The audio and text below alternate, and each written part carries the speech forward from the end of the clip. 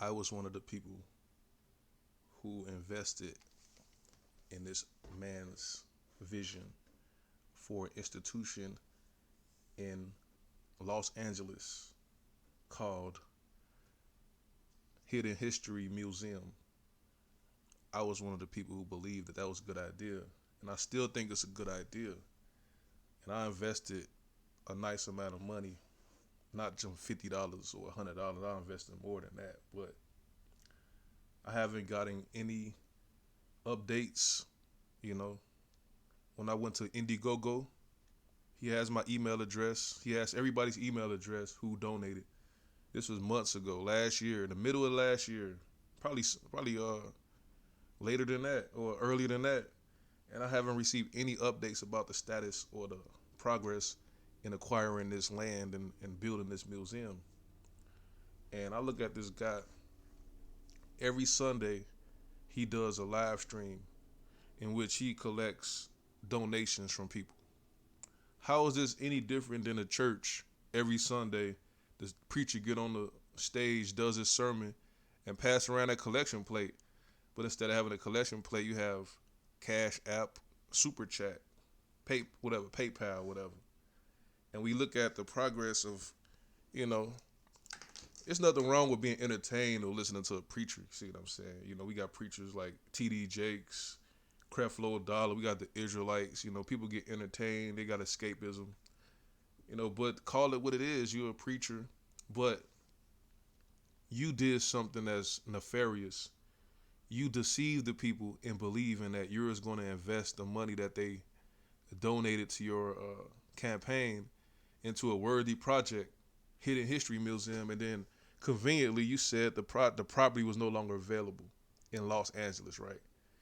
And my thing is, you should build that museum in a place that needs it, that'll benefit from the traffic and from your notoriety, somewhere probably in the South or the Midwest, Mississippi, Louisiana, not Texas. Texas don't really need it, but I would say Louisiana, Alabama, or Mississippi, or Gary. Gary, Indiana is ripe. It's a city that's a black city.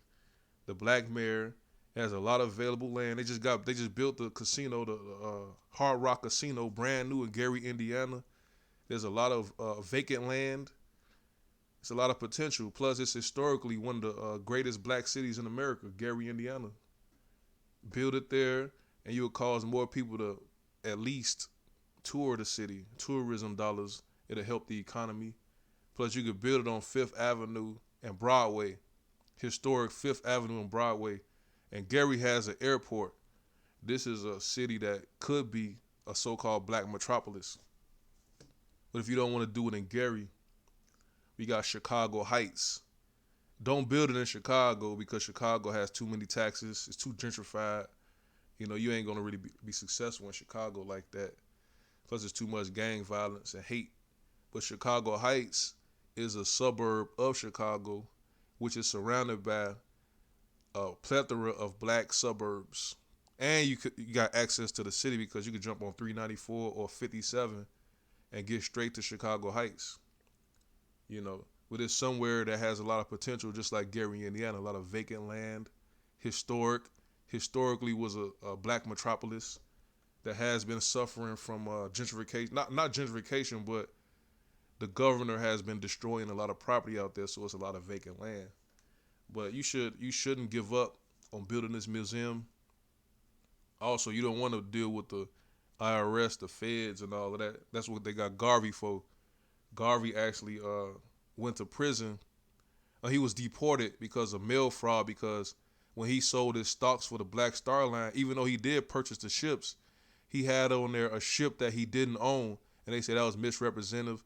And because he did it through the mail, they said that was mail fraud. So they could say, okay, even though you did say you was trying to acquire the land, you kind of covered yourself there, but you did give the idea that it was a possibility.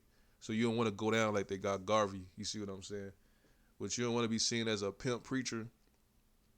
I don't. Do I think people should stop supporting people with ideas like Nasheed's? No, we should still support people who has ideas, who has vision, because without vision, the people perish.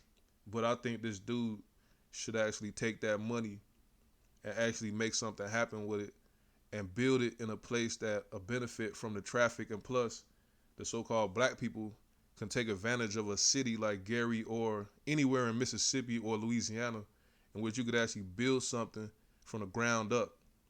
And one of the strongholds of the so-called blacks in America is the South and the Midwest.